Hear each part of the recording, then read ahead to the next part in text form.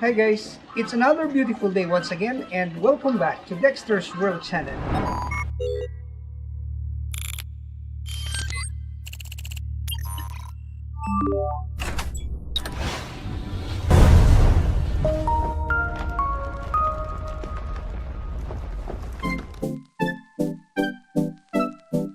Today's video, I'm going to demonstrate how we're gonna prepare a breeding tank for our Japanese koi. Well, in breeding Japanese koi, there has to be some techniques to be observed or followed, and one of which is the tank preparation. Because if we are breeding this Japanese koi in a dirty and contaminated tank, chances are our breeding will just become useless because the eggs will not hatch, or if it will hatch, the fry will just suddenly die and will not survive because they are inside in a contaminated tank. So today I'm going to demonstrate how we're gonna prepare. Of course, we know that in the natural breeding of koi, we have to put plants in the breeding tank because these plants will induce the koi to spawn their eggs. And I have here some bunch of this hornwort. This hornwort is really very effective in koi breeding because it will induce this koi to spawn their eggs. So in order to prevent your tank from being contaminated with bacteria, we have to make sure that everything that we put in the tank is clean. I said that we are going to use the hornwort as our egg collector. But then this hornwort just came from this tank, which is dirty and exposed to sunlight. That is why we have to clean this one. And the cleaning method is just very simple. We have to rinse this with clean water. So we have to rinse this one very carefully. And to disinfect, we will use the salt. So I will put some salt here.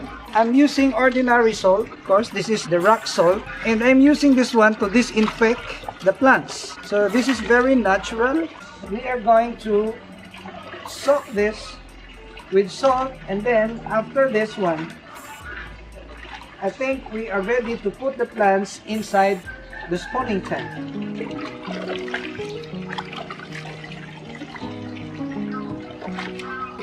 Maybe you will ask, Dexter, is there any other alternative material that we can use instead of the plants? Well, there are many other materials that we can use. And in fact, I have here this nylon thread. I got it from the sack of rice. And this nylon thread is also very important because this nylon thread can be used also effectively as our egg collector because this is free from bacteria. But if you will ask me which is better, this one or the plants, well, I still would like to choose the plants because the plants will become the hiding place of the koi fry, and also the plants will provide oxygen.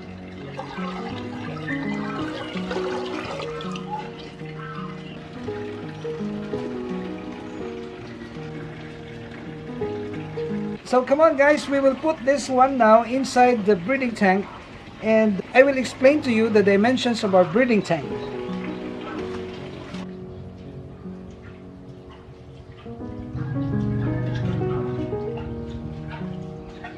So guys, you are looking at the breeding tank that we have prepared. This tank is measured around 2 meters by 15 meters. And in breeding Japanese koi, we don't need a very deep tank. We only need a shallow tank that has a depth of at least 8 to 10 inches. And this is now the scenario. You're looking at an old water. Actually, this is at 4 days old water already. And that's the tip that we're gonna emphasize, that we cannot allow the koi to just breed in a new water that is chlorinated, because this chlorinated water will certainly kill the eggs because of the chlorine. So now we will put this hornwort.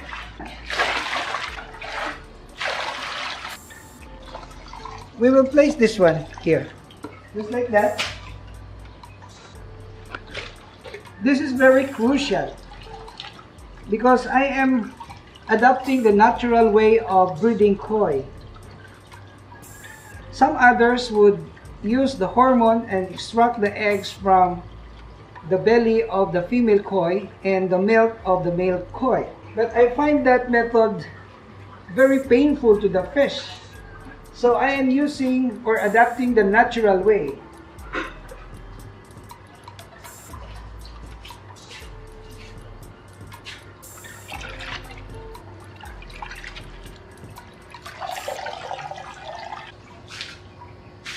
So at dawn of tomorrow, we expect that we can see the koi laying eggs over these plants. But for purposes of this video, I am just going to share to you how to prepare the breeding tank. And I will show you later what koi we're gonna use and breed in this tank.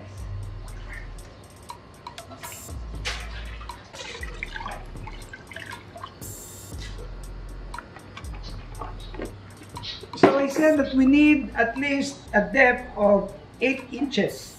And if you will note, the water is only at around 6 inches depth. So we have to put some more water.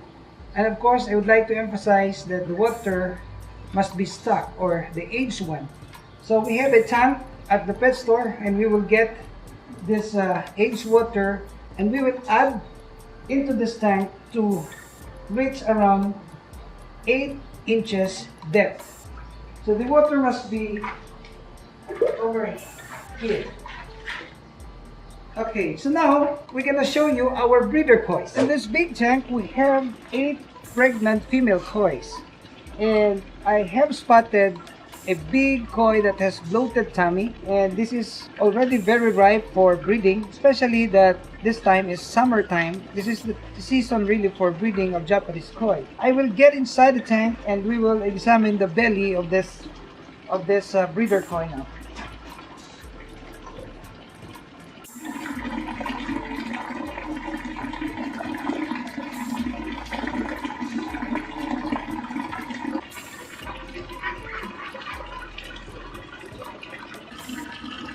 So guys, you will see that the big one is already very due to be bred and the tummy is bulging. So we will use this one to spawn at the tank that we have prepared.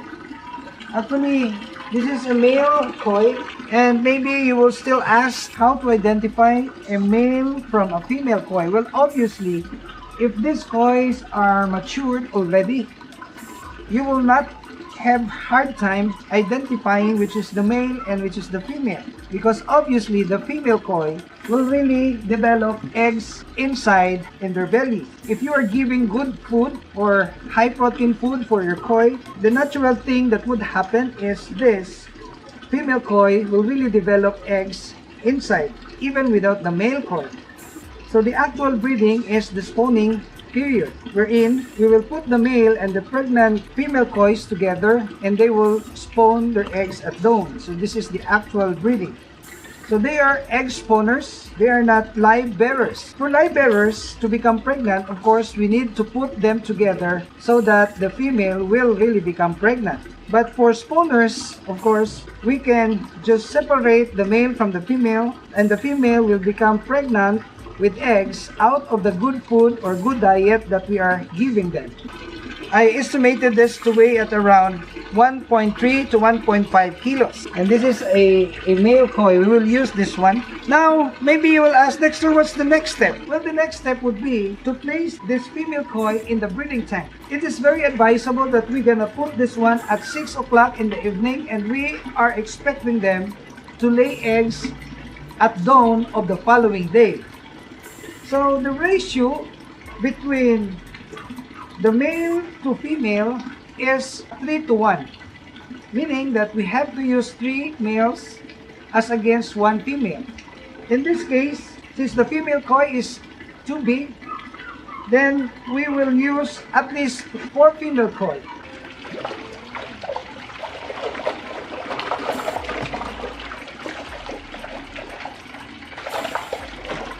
Maybe you will ask, Dexter, what's the correct age for a koi to become good or potential breeder? Well, in my case, I only use female koi that will reach 2 years old. because when they reach 2 years old, they will produce good offspring. So this is my observation. Because if you will use a young koi, it will not also give good offspring. Now we will go to the other tank where we can see the male koi. Actually, we have separate tanks for male and the female koi. Come on.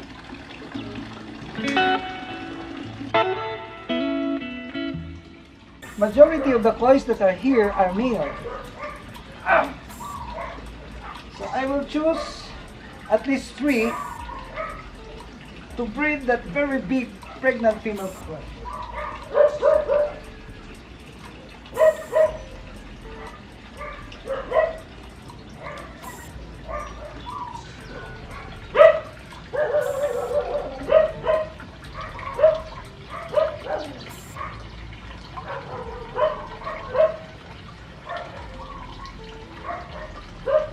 Alright, so I will use this one. I can use this one, this koi, and this one. These 3 small male koi can already fertilize the eggs of that big female koi right there. So we will put this at around 4 o'clock today, and we will expect that they will lay eggs on the following day. So this is the cycle of our business. We breed and then we raise the koi, we will sell to the pet store. And for this video, I am just sharing to you the tank preparation, and I hope I can give you an update about this in the next couple of days. So thank you for watching. I hope you will continue to like and share our videos. And if you're new to our channel and you haven't yet subscribed, may I humbly ask you to please subscribe and hit that notification bell so that you will be regularly updated of our uploads only here at Dexter's World.